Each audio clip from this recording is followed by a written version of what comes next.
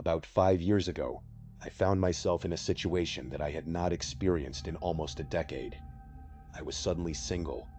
I had just gotten out of an incredibly serious relationship that started all the way back when we were just kids in high school. We had started dating when we were both 16 years old, stayed together through our college years, and even lived together in a small apartment after graduation. But, as is often the case with high school sweethearts, we eventually realized that we had grown into completely different people.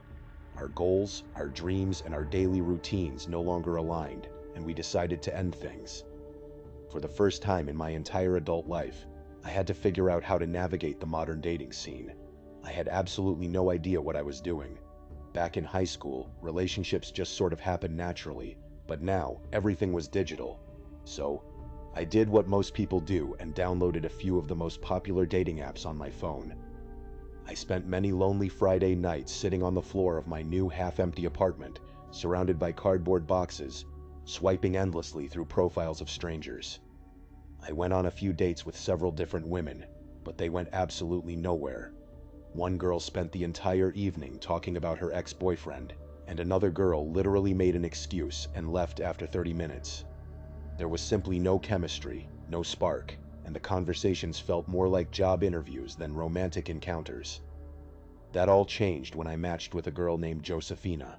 She went by the name JoJo because she absolutely detested her full name, and she made sure to let me know that right away. When we first started messaging each other, we both agreed that we wanted to take things very slowly. She had also recently ended a painful long-term relationship, and neither of us wanted to rush into anything serious. It was a really nice, comfortable pace. For our first date, we met up at a small, quiet Italian restaurant on the corner of her street. She was wearing a bright yellow sweater, and she had an infectious laugh that immediately put me at ease. We sat there for hours, talking about everything from our favorite music to our childhood memories, and we built a really solid connection over the next few weeks. But not long after we officially decided to become an exclusive couple, JoJo's behavior began to change in a way that I found highly unusual and a bit concerning. Out of nowhere, she started asking me to sleep over at her apartment. At first, I politely turned down her invitations. I am someone who values my personal space, and sleeping over felt like a massive milestone that I was not ready for yet. I really valued my own space and my nighttime routine in my own bed. But JoJo simply would not take no for an answer. In fact, she began asking me almost every single day if I would please come over and sleep at her place. She went so far as to tell me that I did not even have to sleep in her bed if it made me uncomfortable. She said I could sleep on the living room couch all to myself, and she would sleep in her bedroom. She just wanted me to physically be inside her apartment overnight. Eventually, I had to ask her why she was so desperate for me to stay over. We were sitting on her couch one evening, and I brought it up. When I asked, she got completely silent. She looked down at the floor, appearing deeply embarrassed. She told me she did not want to explain the reason, but that it would mean the world to her if I would just stay. I told her I would only agree to stay if she told me the truth, and I promised her that no matter what she said, I would not judge her. That was a promise I was about to break in about 2 minutes. JoJo took a deep, shaky breath, looked at me with tears starting to well up in her eyes, and began to explain. She told me that for the past few weeks she had not been able to sleep. She would wake up in the middle of the night and swear she could see a shadow figure standing completely still in the far corner of her bedroom. She initially thought it was just her mind playing tricks on her in the dark. We all know how the darkness can play tricks on our eyes, making ordinary objects look like terrifying figures. But JoJo said that when she would wake up in the bright morning light, she would look over at that exact corner and it would be completely empty. There was absolutely nothing in her room that could cast a person-shaped shadow, no coat rack, no chair, and no pile of laundry. As the weeks went on, she became more and more terrified. She said she felt so paralyzed by fear that she could not even get out of bed to turn on the light. One night, she decided to sleep on the living room couch instead of her bed. But when she woke up in the night, she saw the shadow figure standing directly in the hallway doorway. She was convinced she was losing her mind. The night before she told me all this, she had tried to prove to herself that she was just imagining things. She grabbed a heavy stuffed animal from her bed, and threw it directly at the shadow in the corner. But instead of the stuffed animal hitting the wall and falling to the floor, it hit the shadow, and the figure actually moved slightly, as if absorbing the impact. JoJo was practically in tears as she told me this. I felt terrible for her, but I have a bad habit of using humor to cope with serious or awkward situations. I smiled at her and joked that it must be the monster under her bed. JoJo looked incredibly hurt by my comment. She told me that this was exactly why she had been afraid to tell me, because she knew I would think she was crazy. I quickly tried to fix my mistake. I assured her that I did not think she was crazy, and I suggested that she might be experiencing sleep paralysis. I had read online about people seeing terrifying shadow entities during sleep paralysis episodes, but JoJo insisted that was not it. I then suggested she try sleeping with the lights on, because if the room was bright, no shadows could form. JoJo looked at me and said she had already tried that, and when she did, instead of seeing the shadow in the corner, she watched her closet door slowly crack open on its own, and the shadow was standing inside the dark closet, looking out at her. I have to admit, at that point, I was starting to think JoJo was a little bit crazy. I did not want to be an insensitive jerk, but I just could not bring myself to believe in shadow monsters. In my mind, there is always a logical, scientific explanation for everything. But to make up for my insensitive joke, I agreed to stay over at her place that night. Around 8 o'clock that evening, we were sitting on her living room couch watching a movie. JoJo was already fast asleep, completely exhausted from weeks of sleep deprivation. I remember thinking that maybe she was just hallucinating due to extreme exhaustion.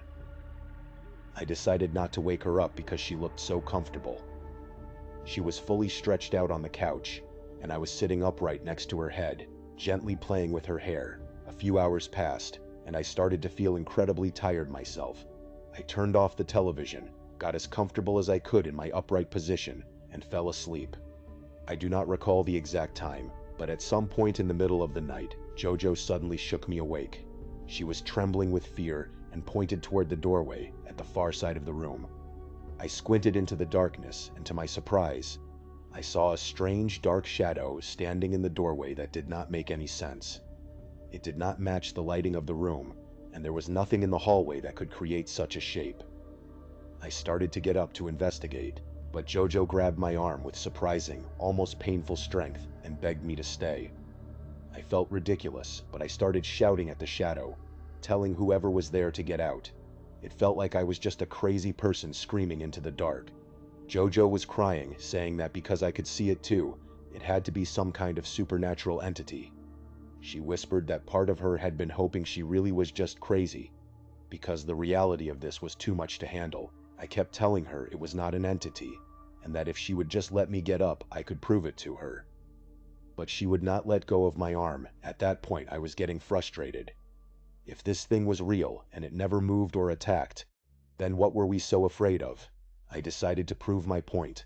I reached over and grabbed a heavy dark blue corduroy throw pillow from the couch next to me. My plan was to throw it at the shadow. If it was just a weird trick of the light, the pillow would fly right through the doorway. But right before I threw it, JoJo stopped me. She reminded me that she had thrown a stuffed animal at it before, and it had moved. She did not want me to make it move again, but I insisted. I pulled my arm back and threw the pillow as hard as I could at the doorway. I expected to see it fly straight through the air. Instead, I heard a loud, solid thud. The pillow hit something solid in the doorway, bounced off, and fell to the ground. And then, right before our eyes, the shadow figure slowly backed up and disappeared into the dark room behind the doorway. I sat up instantly, my heart pounding. For the first time, I was on high alert. There was absolutely no logical explanation for what I had just seen. JoJo was hysterical on the couch, screaming and crying. Even though she tried to hold me back, I pulled away, got up, and slowly walked toward the doorway. When I reached it, I stopped because I heard a faint, low whisper coming from the pitch-black room. I could not make out any words, but it was definitely a human whisper. I took a step forward to enter the room, but before I could cross the threshold, the door was slammed shut in my face with incredible violence, knocking me backward onto the floor. Behind me, JoJo let out a terrifying scream. I got up, grabbed the doorknob, and tried to push it open, but it was locked. From the other side of the door, I could hear the sound of furniture sliding, papers tearing, and objects being thrown around. It sounded like a tornado was tearing through the room. Then suddenly, everything went silent. I ran to my bag near the couch, grabbed my keys, and pulled out a small lock-picking tool that I kept on my keychain. Luckily, I was able to pick the lock on the door. I threw the door open and turned on the light. The room, which JoJo used as her home office, was a complete disaster. The desk was pushed aside, books were thrown off the shelves, and papers were scattered everywhere. But the most important thing I noticed was that the window in the room was wide open, and the screen had been completely removed. The shadow figure was gone. JoJo was screaming from the living room, asking if I was okay. I walked back out and told her that everything was fine, but the room was a mess. I suggested calling the police, but she refused, insisting that the police could not do anything against a supernatural entity. I was not sure what to believe. I was freaked out, but now that the immediate danger had passed, I was trying to find a rational explanation.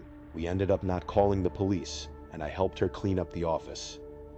JoJo stayed at my apartment for the next few nights, and when we finally went back to her place, I stayed with her, and we did not see the shadow again. Eventually, she stayed there alone, and she slept through the night without any issues. It has been 5 years since that night. JoJo and I are now engaged, and we still argue about what happened. She is convinced it was a supernatural entity, while I am convinced there was a real, flesh-and-blood intruder hiding in her office, watching her sleep, who panicked and fled through the window when I threw the pillow. But we both agree on one thing. Whatever it was definitely there, and we both witnessed it. Sometimes I lie awake and wonder, what is actually scarier, a supernatural shadow monster or a real person hiding in your home, waiting for you to fall asleep so they can watch you? Either way, I am just glad it never happened again.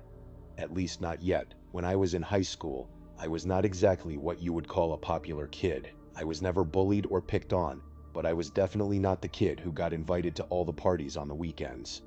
And honestly, that was perfectly fine with me. My parents were incredibly strict. It reached a level of annoyance that was hard to handle sometimes. I was rarely allowed to go anywhere or do anything after school, so not being invited to social gatherings actually worked out in my favor, because I did not have to constantly ask my parents for permission only to be told no. Throughout all of high school, I basically had one close friend. His name was Evan. Evan's parents were actually even more strict than mine, if you can believe that. Our families were very traditional, and our parents believed that teenagers should be kept on a very short leash to ensure they did not get into any trouble. So, whenever I was actually allowed to do something, it was almost always with Evan, because our parents trusted each other and knew we would keep each other out of trouble. During our senior year of high school, a rare opportunity presented itself. My parents announced that they were going out of town for the weekend to attend a family wedding. Even though I was 18 years old at the time, my parents still did not feel comfortable leaving me home alone. It seemed completely ridiculous to me, but every parent has their own style, and my parents were incredibly protective. I spent weeks begging and pleading with them to let me stay at the house by myself. I promised them that I would not throw a party or do anything stupid. I suggested that I could have Evan come over and spend the night, and we would just stay inside and play video games the entire weekend. I know that for a lot of teenagers, this would be the perfect excuse to plan a massive, chaotic house party. But for Evan and me, we were 100% serious. We had no interest in parties. We just wanted to play PlayStation all weekend. Surprisingly, my parents finally relented and agreed to the plan. For the first time in my life, I felt a tiny shred of independence. We even went to the grocery store on Friday afternoon to load up on snacks, buying several bags of chips, sodas, and frozen pizzas. This is where my story takes a very dark and unexpected turn. The weekend finally arrived, and my parents packed up and left. Evan came over to my house on Friday afternoon, just as we had planned. That night, we ordered a huge amount of pizza and wings, sat down in the living room, and started playing Kingdom Hearts 2. It was a game that both of us felt incredibly nostalgic about, and we were having a great time trying to beat a highly difficult boss battle. I do not remember exactly what time it was, but the glowing television screen was the only source of light in the dark room, when suddenly the front doorbell rang. The sound echoed through the quiet house and instantly scared both of us. When you are not expecting anyone, and the doorbell rings in the middle of the night, it is bound to make you jump. We did not get up to answer it right away. We just sat there, frozen on the couch. Evan whispered that it was probably just a mistake or some kids playing a prank, and that we should just ignore it. But a few seconds later, the doorbell rang again. Evan tried to hold me back by my shirt, but I told him I had to answer it. I was worried that something terrible might have happened to my parents on the highway, and that someone was coming to deliver the news. I got up from the couch and walked slowly toward the front door. As I was making my slow, cautious way down the hallway, the doorbell rang for a third time. At this point, I knew it was not a mistake. Somebody was definitely standing out there on the porch. My heart was racing as I reached the door. I knew that even if I opened the main wooden door, the outer screen door was still locked, which gave me a slight sense of security. I turned the lock on the wooden door and pulled it open. To my absolute shock, there was nobody standing there. I looked through the screen door's glass window, scanning the front porch, the yard, and the street. I did not see anyone walking away, and there were no cars parked outside. I heard Evan yell from the living room, asking who it was, but I did not answer right away. I contemplated going outside to look around, but my naturally anxious personality got the better of me. I closed the door, locked it, and went back to the living room. I told Evan that it must have been a mistake and that nobody was out there. For the rest of the night, both of us were completely on edge. You might think we were being cowards, but if you were in a dark house in the middle of the night and someone rang your doorbell and vanished, you would feel pretty uneasy too. Neither of us slept well that night. We kept waking up at every little sound, both inside and outside the house. When morning finally came, we went outside for a while. We sat on the front porch steps and talked for hours, enjoying the warm weather, and eventually I forgot all about the weird doorbell incident from the night before. That Saturday night, we heated up the leftover pizza and sat down to play video games again. But at exactly 1:13 in the morning, the doorbell rang again. I looked up at the digital clock on the television screen, and my stomach dropped. This was no longer a coincidence or a random prank.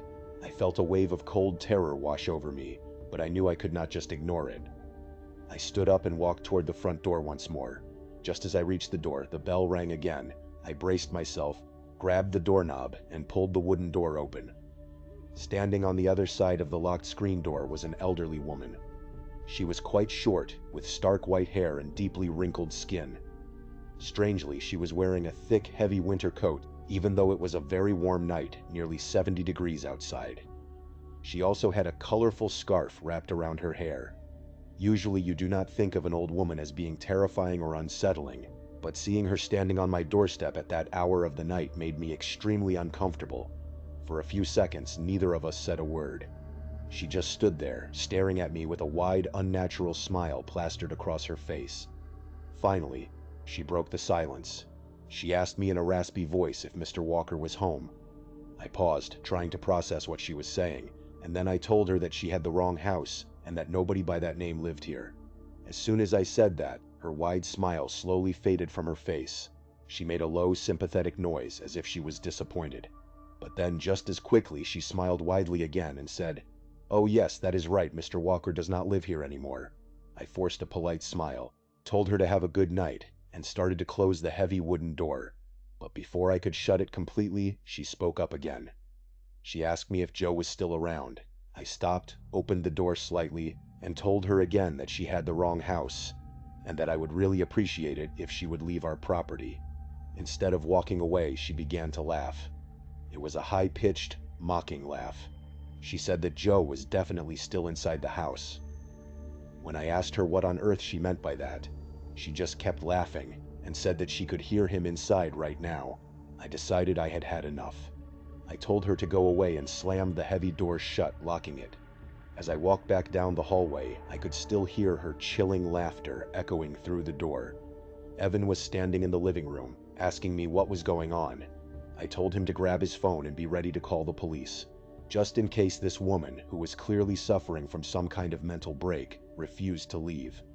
A few minutes later, I crept over to the front windows and peeked through the blinds. There she was, standing right in the middle of the dark street, directly facing my house. It was hard to see her clearly in the dim light of the street lamp, but I could tell she was still standing there staring at our house with that same terrifying smile on her face. We debated calling the police right then and there, but back then, as a sheltered teenager, I was terrified of what my parents would say if the police showed up at the house while they were away. I was worried I would get in trouble, which was an incredibly stupid reason not to call for help. If that happened to me today, I would not hesitate to call the police immediately. At 3 o'clock in the morning, nearly 2 hours later, I looked out the window again. She had not moved a single inch. She was still standing in the exact same spot in the middle of the road. At that point, my fear turned into anger.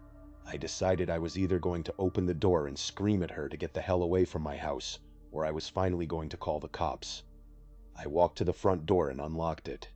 But the moment I pulled the door open, I did not even have time to open my mouth. The old woman suddenly sprinted toward my front porch at a shocking, almost supernatural speed. She was an elderly woman, yet she was moving faster than anyone I had ever seen. It was the most terrifying thing I have ever witnessed. It looked completely unnatural, like her body should not be physically capable of moving like that. Her arms were hanging limp at her sides, and her head was tilted back as she ran. I let out a scream, slammed the wooden door shut, and locked it just as she reached the porch. Even ran into the hallway to see what was happening. But when he looked past me, he froze like a statue. He pointed a trembling finger at the window next to the front door. He stuttered, trying to get the words out, before finally saying, "The window." I turned slowly and looked at the glass window beside the front door. Pressed flat against the glass was the old woman's face. Her nose was flattened against the pane, she was smiling, and her body was bent sideways at an incredibly awkward, unnatural angle as she stared directly at us. I did not care about getting in trouble anymore. I grabbed the house phone and dialed 911. The woman remained pressed against the window for several minutes, completely motionless, just staring at us with that empty smile. But a couple of minutes before the police car arrived, she suddenly turned and vanished into the darkness. When the officer arrived, I could tell he was highly skeptical of our story. To him, we were just two high school kids telling a wild story about an incredibly fast, acrobatic old lady who was staring through our window. He took down our statements, looked around the yard, and eventually left. Needless to say, neither Evan nor I slept a single wink for the rest of the night. I kept expecting her to show up again the moment the police car pulled away. But thankfully, she did not return. My parents came home late Monday morning. Initially, I was not going to tell them what had happened because I did not want them to know that I had to call the police. But I have always been a terrible liar, and keeping something that massive from them felt wrong. So, I sat them down and told them the entire story, from the doorbell on Friday night to the terrifying old woman on Saturday night. As I recounted the details, I noticed that both of my parents were turning pale. They looked physically sick. But it was not because they were worried about the old woman terrorizing us. It was because of the names she had mentioned. They looked at each other, and then my dad turned to me and asked if she had really asked about Mr. Walker and Joe. When I said yes, my parents decided it was finally time to tell me the dark truth about our home. They explained that when they bought this house when I was 5 years old, they got an unbelievably good deal on it. The reason the price was so low was because a few years prior, a man had brutally murdered his wife inside the house and then turned the weapon on himself. That man's name was Joe. I sat there in complete shock. I was terrified. The old woman had stood on our porch and told me that she could hear Joe inside. But then, my dad told me the rest of the story, and things got infinitely more disturbing. He explained that the reason we had moved out of our very first house when I was 5 years old was because of a man who called himself Mr. Walker. This man had stalked our family and terrorized us for months. He would call our home phone at all hours of the night, whispering threats to my father. He would whisper things like, "I see you," and "I know where you are." He would show up on our doorstep and try to force his way inside. My parents called the police countless times, but because they could never catch him in the act, the authorities did nothing. My dad, who was a hunter, eventually began staying up all night with his rifle, waiting for Mr. Walker to return. One night, Mr. Walker successfully broke through the back door. My dad took a shot at him in the dark. He did not know if he missed or if he hit the man in the shoulder, but the intruder fled into the woods and they never saw him again. A few weeks later, my parents packed up everything and moved us to our current house. It was because of that terrifying ordeal that my parents became so incredibly strict and protective of me growing up. It took me a long time to process everything my parents had told me. I was angry that they had kept such a massive secret from me for so many years, but looking back, I understand why they did it. They wanted to protect me from the horrors of their past. But even now, 16 years later, I am still left with so many terrifying questions. Who was that old woman? How did she know about the murder-suicide of Joe in our new house? And how did she know about Mr. Walker, the stalker who terrorized my family at our old house miles away? The old woman never returned after that weekend, and I eventually moved out of my parents' house to start my own life. But whenever I go back to visit them, I still find myself looking out that front window, wondering where she went, and wondering if the dark clouds that followed my family for so many years have finally disappeared for good. The next story I want to share with you is not your typical scary story. There are no ghosts, no demons, and no creepy stalkers hiding in the bushes. Instead, it is the potential confirmation that real monsters do exist in this world, and sometimes they can live right next door to you without you ever realizing it. For most of my life, I never really thought of this experience as terrifying. I just thought of it as a weird, slightly unnerving event from my childhood. I have told the story to people for years, and they were always deeply unsettled by it. But it was only recently, as an adult, that I began to think about the story differently, and now I find it absolutely horrifying. I do not remember exactly how old I was when this happened, but I was in the 5th grade, so I was likely around 10 years old. Back then, I was a very outgoing kid. My parents always called me a social butterfly because I had a lot of friends both in school and around my neighborhood. But in the middle of that school year, a new student joined our class. His name was Alfred. Alfred was a very awkward kid, and as anyone who has ever been the new kid knows, joining a class halfway through the school year is incredibly difficult. It did not take long for some of the other boys in our class to start making fun of him. They targeted him because of his name, Alfred. They started calling him the Butler because that is the name of Batman's famous butler in the comic books. Eventually, they shortened the nickname to just the Butt. You can probably imagine how much a group of 10-year-old boys loved throwing that nickname around. Before long, even the girls in the class were calling him that. I felt really bad for him, but strangely, Alfred never seemed to let the teasing get to him. He just took the verbal abuse in stride and went about his daily life as if nothing was wrong. I think the reason I developed a soft spot for Alfred was because his family had moved into the house directly next door to mine. Because of this, we ended up riding the same school bus and walking home together every afternoon. During those short walks, I quickly realized that Alfred and I actually had a lot in common. In particular, we both shared a massive love for professional wrestling. None of my other friends liked wrestling at all. In fact, they hated it with a passion. Wrestling is one of those things where you either absolutely love it or you despise it, and there is really no middle ground. Alfred and I bonded over our shared passion for a couple of months, but we never hung out outside of school.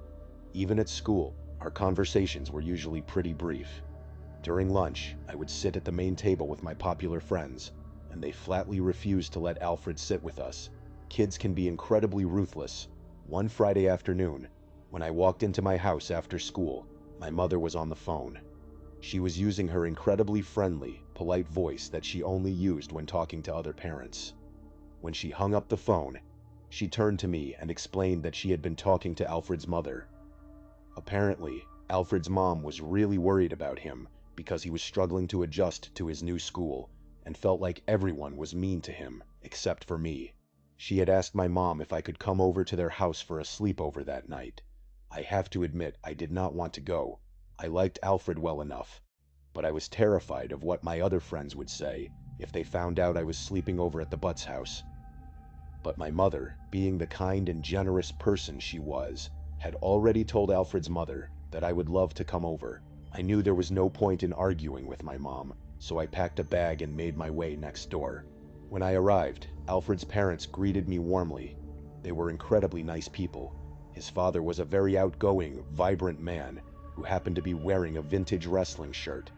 He started doing funny impressions of famous wrestlers and talking to me about old school matches, and before I knew it, I was actually having a really great time.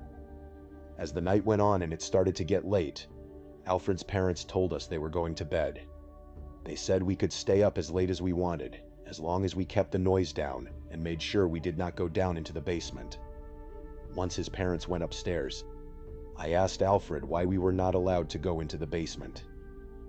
He shrugged and told me that his dad kept a lot of dangerous tools down there for his job, and that his parents just wanted to make sure we did not go down there and accidentally get hurt. It seemed like a reasonable explanation, so I did not think much of it. We stayed up for a while longer, watching television and talking about our favorite wrestlers. Eventually, Alfred fell asleep on the living room floor. But as for me, I could not sleep at all. I have always struggled to fall asleep whenever I stay overnight at someone else's house. I just cannot sleep well when I am not in my own bed. As I lay there in the dark, listening to the quiet house, I suddenly heard the sound of footsteps. It was Alfred's father. He came downstairs, walking quietly so as not to wake us. I immediately closed my eyes and pretended to be fast asleep. I heard him walk past the living room and open a door in the connecting hallway. He shut the door behind him, and then I heard the distinct sound of footsteps descending a set of wooden stairs. The sound was coming directly from the heating vent located right next to my head. For a few minutes, there was complete silence.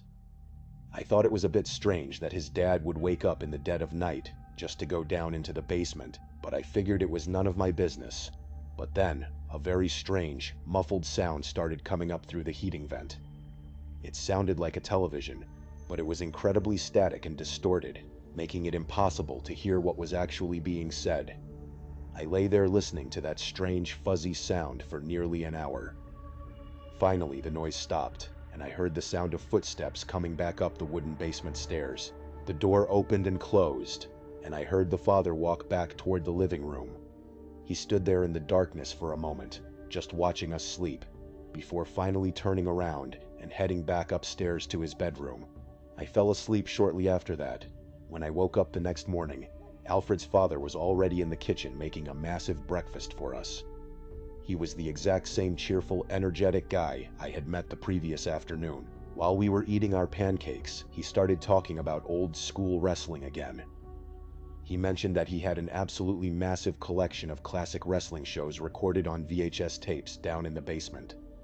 Alfred's eyes lit up, and he turned to me, saying that I absolutely had to watch some of these rare matches, because they were incredible. His father smiled and told me that if it was okay with my mother, I could stay over for a second night, and he would go down to the basement and grab some of his favorite tapes for us to watch. I called my mom, and she easily agreed to let me stay another night. I was actually really excited to see these rare wrestling matches. Alfred's father told us he had to run some errands for a few hours, but promised that as soon as he got back, we would watch them. After he left, Alfred and I started talking about the tapes. I mentioned to Alfred that I had heard his father go down into the basement the night before, and that it sounded like he had been watching something down there. I suggested that we sneak down into the basement and find the wrestling tapes ourselves, so we could start watching them before his dad got back. Alfred looked incredibly nervous and reminded me that his dad had strictly forbidden us from going down there. But I convinced him that his dad would never find out. We would just go down, grab a couple of tapes, and be back upstairs in a matter of minutes. Alfred finally agreed, not wanting to ruin our new friendship. We opened the basement door and descended the dark, creaking wooden stairs. The basement was exactly what you would expect from an old house. It was cold, damp, unfinished, and smelled of concrete. But as we walked toward the back, I noticed a very strange sight. There was a heavy wooden door that had been painted a bright, ominous yellow, and spray painted across the front of the door in messy black letters were the words, "Get out." I pointed at the door, but Alfred explained that it was already painted like that when they moved in, and his dad thought it looked cool and decided to leave it. Alfred walked up to the yellow door and explained that the wrestling tapes were kept inside. He pushed the door open, revealing a small, windowless room. The walls were lined with shelves from floor to ceiling, completely packed with hundreds of black VHS tapes. On the opposite side of the room, sitting on a small wooden table, was an old television with a VCR player connected to it. I realized this must be where his dad had been the night before. I started running my fingers along the shelves, looking at the labels on the tapes. Almost every single one was meticulously labeled with the name of the wrestling event, the wrestlers involved, and the year it took place. Alfred's father was a tape trader, someone who collected and traded rare footage with other fans. But as I was looking through the shelves, I noticed a small group of tapes that seemed completely out of place. Unlike the others, these tapes had very simple, generic labels written in messy handwriting. They just said things like Wrestling Tape 1, Wrestling Tape 2, and Wrestling Tape 3. It felt very strange that someone who was so organized with their collection would label these specific tapes so poorly. My curiosity got the better of me. I grabbed a tape labeled Wrestling Tape 2 and walked over to the VCR player. Alfred asked me what I was doing, his voice shaking with anxiety. I told him I just wanted to see what was on it. I pushed the tape into the slot and turned on the television. But instead of a wrestling match, the screen was filled with heavy, grainy static. When the picture finally cleared, it showed a live-action shot of a room. But this room was unlike anything I had ever seen. The entire room was painted a bright, sickening shade of red.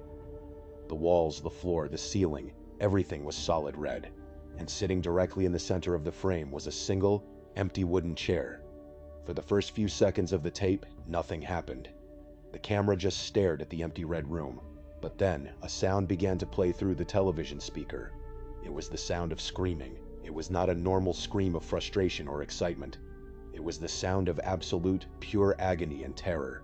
It was a scream so raw and horrifying that it has remained burned into my memory for the rest of my life. Just as I was about to reach out and eject the tape, a man wearing a dark, grotesque mask stepped into the frame. He walked up to the camera, leaned in close, and spoke in a disturbingly cheerful, upbeat voice. He looked directly into the camera and said, "Stay tuned, you will want to see what happens next." And then he let out a loud, mocking laugh as the agonizing screams in the background grew even louder and more desperate. Alfred immediately reached over, slammed the stop button on the VCR, and shut off the television. He was pale and trembling. He looked at me and said he heard a car pulling into the driveway outside. We panicked, left the room, ran up the basement stairs as fast as our legs could carry us, and shut the door behind us. A moment later, Alfred's father walked through the front door. He was smiling and acting goofy, just like he always did. He told us to give him a few minutes to settle in, and then he would head down to the basement to find some great wrestling matches for us to watch. But as he walked away, a wave of cold dread washed over me. In my panic to escape the basement, I had completely forgotten to eject the mysterious red room tape from the VCR and put it back on the shelf. I did not say a word to Alfred about my mistake. About an hour later, Alfred's father came back upstairs, but he was no longer the cheerful, silly man we knew. His face was completely red with anger, his jaw was clenched, and his eyes were cold and filled with a terrifying rage. He marched straight into the living room, looked directly at me, and told me in a low, dangerous voice that I needed to pack my things and go home immediately. Alfred tried to ask his dad what was wrong, but his father just glared at him, and I knew I had to leave. I grabbed my backpack and practically ran out of their house, feeling incredibly uncomfortable and afraid. That next Monday, Alfred was not in school. I figured he might have gotten sick, so after school let out, I decided to walk over to his house to see how he was doing. When I knocked on the front door, Alfred answered.